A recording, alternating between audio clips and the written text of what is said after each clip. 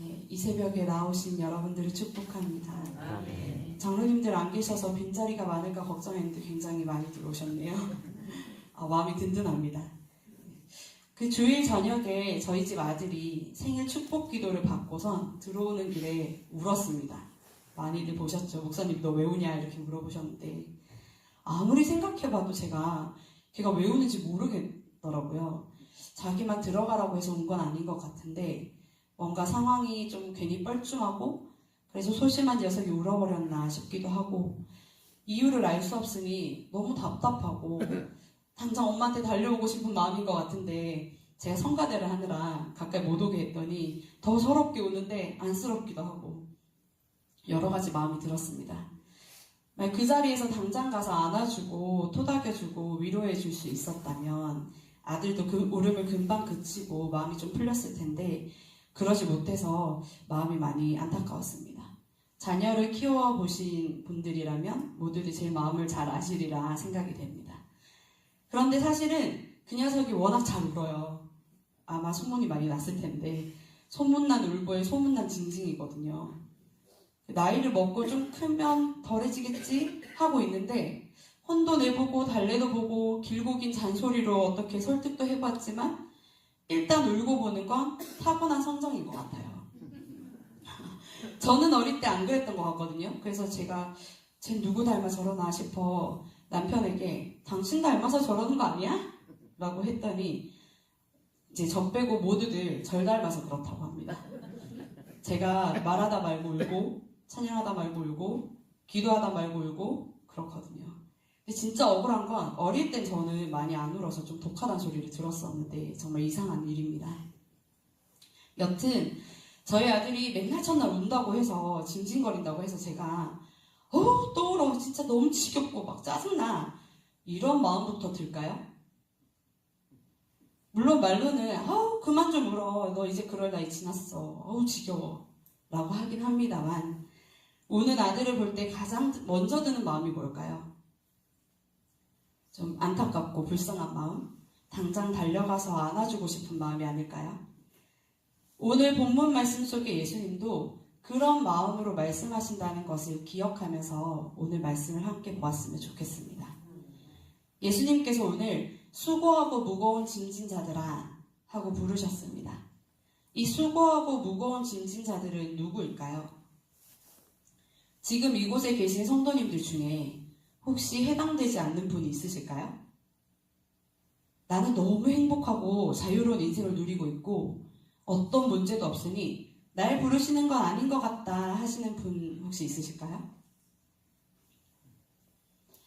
이 말씀에 수고하고 무거운 짐진 자들은 예수님과 같은 시대를 살아가는 율법의 매인자들이기도 하지만 오늘날의 우리들이기도 합니다.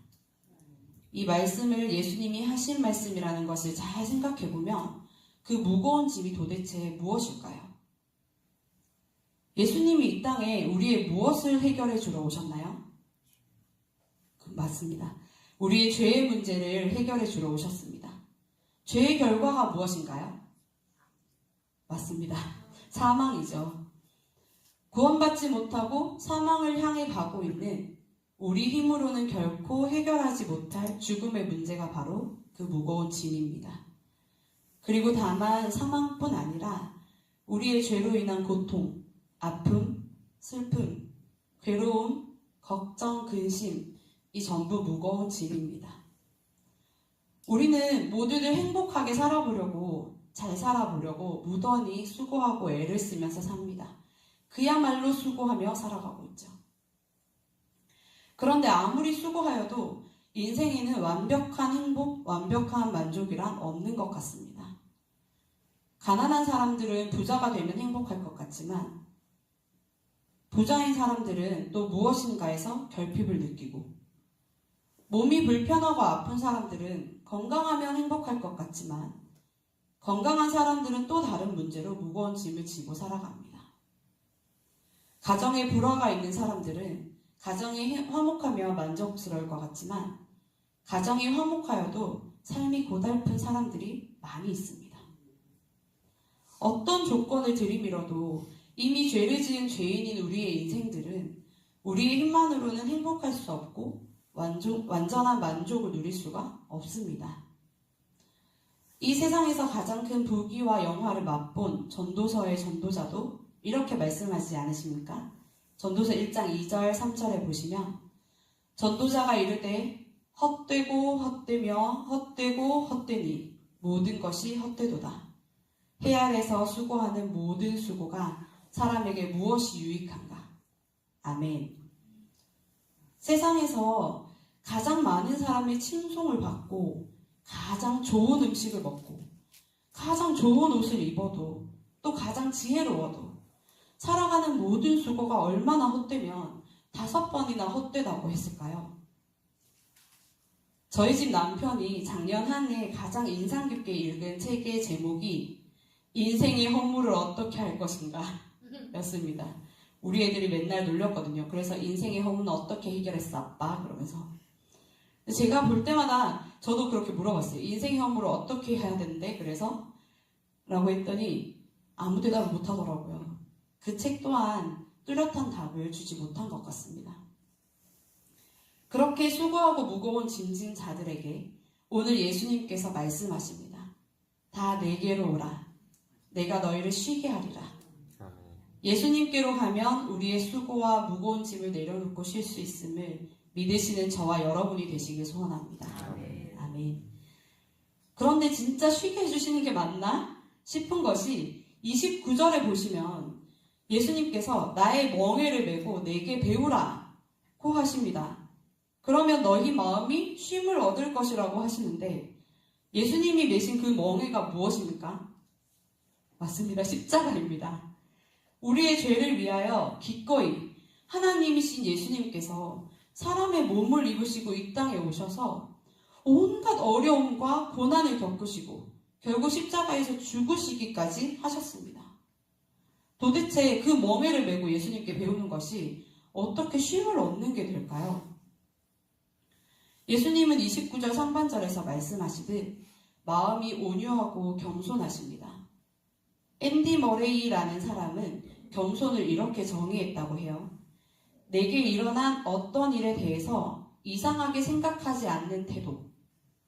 왜 저한테 이런 일이 일어나는 거죠? Why me? 라고 묻지 않는 순종의 자세라고 합니다. 그 겸손을 배워 하나님의 말씀에 순종하고 하나님의 인격을 닮아가며 하나님의 일하시는 방식을 인정하고 그 말씀대로 살아내는 것. 그렇게 하면 쉼을 얻는다고 하십니다. 예수님께서 기꺼이 아버지의 뜻을 받들어 순종하신 것처럼 우리를 사랑하셔서 끝끝내 목숨까지 내어주신 그 순종을 배우면 쉼을 얻는다고 하십니다. 그런데 심지어 30절에서 이는 내 멍에는 쉽고 내 짐은 가벼움이라 하시니라고 말씀하고 계십니다. 예수님처럼 온유하고 겸손하여 그 멍에를 메고 살아가는 삶은 결코 쉽지 않습니다. 아니 어렵습니다. 적어도 우리의 생각에는 그렇습니다. 바로 코앞에 닥친 재정적인 어려움, 사업에 풀리지 않는 문제, 가까운 이들과의 갈등, 질병으로 인한 아픔, 자녀의 문제, 배우자의 문제 등등 이러한 무거운 짐에도 불구하고 먼저 그의 나라와 그의 의를 구하는 것. 그럼에도 불구하고 감사하고 기뻐하며 살아가는 것. 나의 어려움보다 남의 어려움을 더욱 돌아보고 먼저 돕는 것. 6일 동안 열심히 일하고 쉬지도 못한 채 주일 아침부터 밤까지 헌신하고 봉사하여 교회를 사랑하는 일. 나를 괴롭히는 이들을 사랑하고 용납하는 것. 이 모든 일들이 예수님께서 메고 따르라고 하시는 멍에라면 정말로 어려운 일이고 쉼보다는 부담일 수 있습니다. 그러나 우리가 원래 가지고 있는 무거운 짐을 생각해 봅시다. 아무리 수고하고 노력해도 결코 해결할 수 없는 죄의 문제. 해결할 수 없고 끝이 없는 수고의 짐, 인생의 헛됨. 이 죄의 문제는 우리의 힘으로는 결코 해결할 수 없는 문제인데 계속해서 끝끝내 해결되지 않을 문제. 우리가 아무리 수고해도 헛될 수밖에 없는 그 문제인데 예수님의 멍에는 순종하기만 한다면 영원한 생명이 보장되고 천국에서의 기쁨이 보장된다면 어떤 것이 더 쉽고 가벼운 것일까요? 게다가 이 죄의 문제, 즉 우리의 무거운 짐은 하나님께서 주신 것이 아닙니다. 하나님께서 주셨다면 오늘 이 말씀처럼 내게로 오라 내가 너희를 쉬게 하리라 고 말씀하시지 않을 것이기 때문입니다. 그러면 우리의 죄로 인한 문제인데 하나님께서 우리가 이 삶이 헛되고 고생스럽고 너무 힘들다고 기도할 때 네가 자초한 거잖아 하고 정죄하거나 판단하지 않으시고 지극히 크신 사랑하심으로 우리에게 내게로 오라 쉬게 하리라고 말씀하십니다. 그러면서 주신 나의 멍에를 메고 내게 배우라는 말씀은 우리가 이 땅에서 살아낼 수 있는 가장 최선의 삶의 형태이기에 늘 가장 좋은 것으로 우리에게 주시는 주님께서 최고로 좋은 길을 제시한 것임을 믿을 수 있는 저와 여러분 되시기를 소원합니다. 혹시 운전을 배워보신 분들은 해보신 경험이실 것 같은데요. 운전 연수를 받을 때 강사님이 옆에 타시잖아요. 그리고 강사님 자리에 뭐가 있죠? 브레이크가 있습니다. 강사님이 브레이크를 밟아주시면 설 수 있죠. 제가 어느 날 도로주행 중이었는데요. 이게 아직 신호를 보는 법이 익숙치 않아서 우회전이 너무 어려운 거예요. 어느 타이밍에 가야 될지. 그래서 제가 우회전을 지금쯤 하면 되겠지 하고 하는 순간에 사람 신호에 초록불이 들어서 사람들이 건너기 시작했어요. 저 앞에 한 3사람 정도를 칠 뻔했거든요, 제가. 근데 사람을 치기 직전에 강사님이 브레이크를 밟으셔서 가까스로 멈춰서 섰습니다. 범죄자가 될 뻔했는데 구해주신 거죠. 강사님은 잔소리를 엄청 하시더라고요. 그치만 붙여주셨어요. 원래 그러면 안 되죠. 다행히 지금까지 아무도 치지 않고 잘 운전하고 있습니다. 우리가 강사님이 옆에 있으니까 긴장되고 자꾸 운전에 간섭하시니까 괜히 부담된다고 하면서 혼자 도로주행을 나가겠다고 하면 어떻게 될까요? 내 인생뿐 아니라 남의 인생도 망치게 될지도 모릅니다.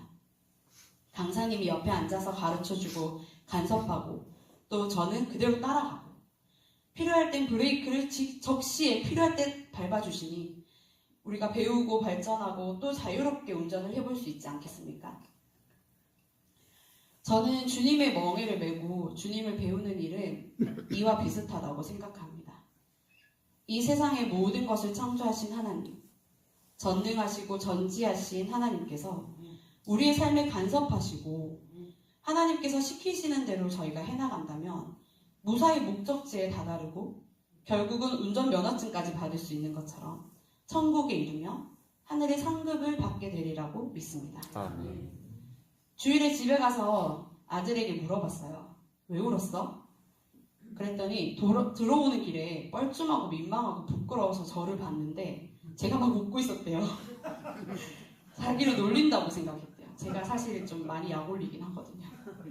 그래서 제가 말해주었습니다. 그곳에 앉아있는 모든 성도님들 중에서 가장 너를 사랑하는 사람이 누구야? 바로 나야.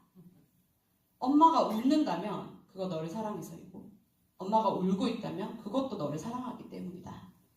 엄마는 너를 항상 응원하고 언제나 너에게 내가 줄 수 있는 가장 좋은 것을 주고 싶다. 그 이야기 해주었습니다. 한낱 육신의 부모도 그렇게 생각하거든. 우리 주님은 어떠실까요?